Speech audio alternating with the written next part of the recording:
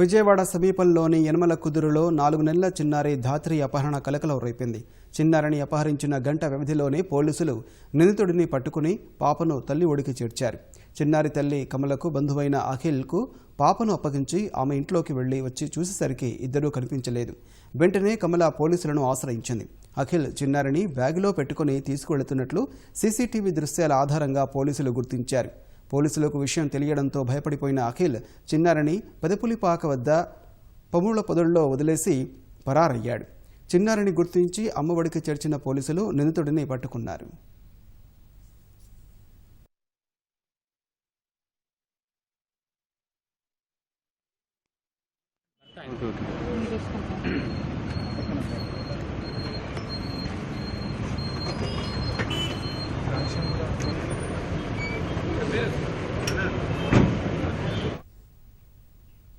దీనికి సంబంధించిన మరింత సమాచారం మా ప్రతినిధి జయప్రకాష్ అడిగి తెలుసుకుందాం.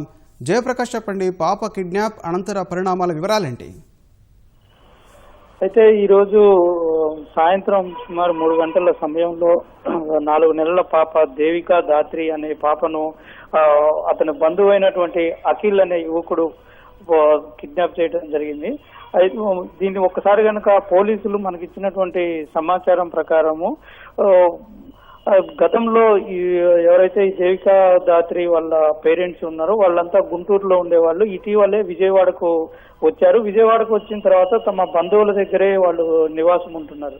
అయితే 4 నెలల క్రితం పాప పుట్టింది. అదేవిధంగా అఖిల్ కూడా అక్కడ తరచూ వాళ్ళ అక్కడే ఉండటము, ఆడుకోవటం ఇదంతా చేస్తూ ఉంటాడు.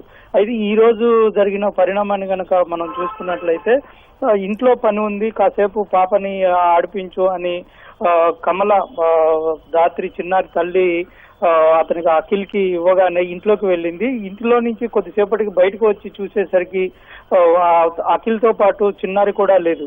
వెంటనే అటు చుట్టుపక్కల ప్రాంతాల్లో తిరిగి అందరినీ విచారించి అనుమానం రాగానే వెంటనే స్థానిక పోలీస్ స్టేషన్ కి ఫిర్యాదు చేశారు. పోలీసులు వెంటనే రంగంలోకి దిగి చుట్టుపక్కల ఉన్నటువంటి సీసీ కెమెరాల దృశ్యాలను పరిశీలిస్తే అందులో అఖిల్ ఒక బ్యాగులో పాపను తీసుకొని పెదపులిపాక వైపు వెళ్ళినట్లు గుర్తించారు. వెంటనే పోలీసులు చేసి అతన్ని అదుపులోకి తీసుకున్నారు.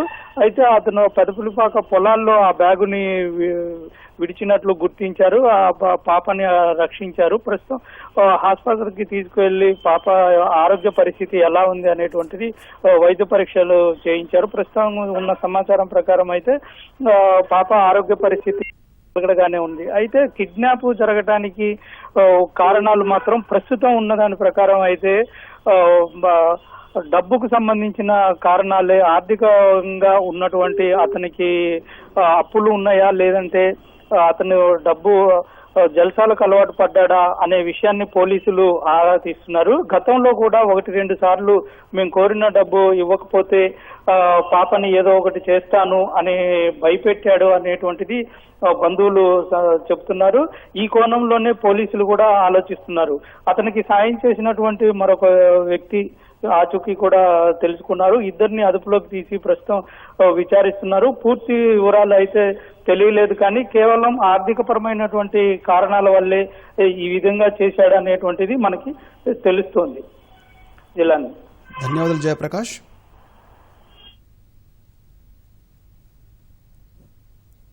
ఈరోజు 3 o'clockకి వాళ్ళ మదర్ తోటి హౌస్లో ఉండే. అయితే ఈమె వాళ్ళ మదర్ వల్ల యాక్చువల్గా వాళ్ళ పిన్ని ఇంట్లో స్టే చేస్తుంది. ఆమె ఈ కాన్పు కోసం వాళ్ళ ఇంటికి రావడం జరిగింది. అయితే వాళ్ళ పిన్ని వాళ్ళ సన్నే ఈరోజు మధ్యాహ్నం ఆడిస్తున్నప్పుడు ఈమె నేను లోపలికి పాపను చూస్తూ ఉండమని చెప్తే ఇతను వాళ్ళ మదర్ లోపల ఉన్నప్పుడు ఈ పాపను తీసుకొని వెళ్ళిపోవడం జరిగింది. అబ్బాయి తీసుకెళ్లేది కూడా ఆ పాపని బ్యాగ్లో పెట్టుకొని తీసుకెళ్లారు. సో అది వింటేనే కొంచెం మాకు చాలా ఇది అనిపించింది. 7 ఆ టైంకి ఈ పిల్లని ట్రేస్ చేయడం జరిగింది. సో వాడిని ట్రేస్ చేయడం జరిగింది అక్కడ దగ్గరలోనే. పట్టుకున్న తర్వాత వాడిని కొంచెం సేపు విచారిస్తే వాడు బ్రేక్ కాలేదు. తర్వాత మళ్ళీ కొంచెం స్ట్రెస్ చేసి క్వశ్చన్ చేస్తే చెప్పాడు ఇట్లా పెదపులిపాక అనే ప్లేస్లో ఈ ముళ్ళ కంపల్లో పెట్టేశాడు పాపని. సో అట్లా పాపని ముళ్ళ పొదల్లో పెట్టారు.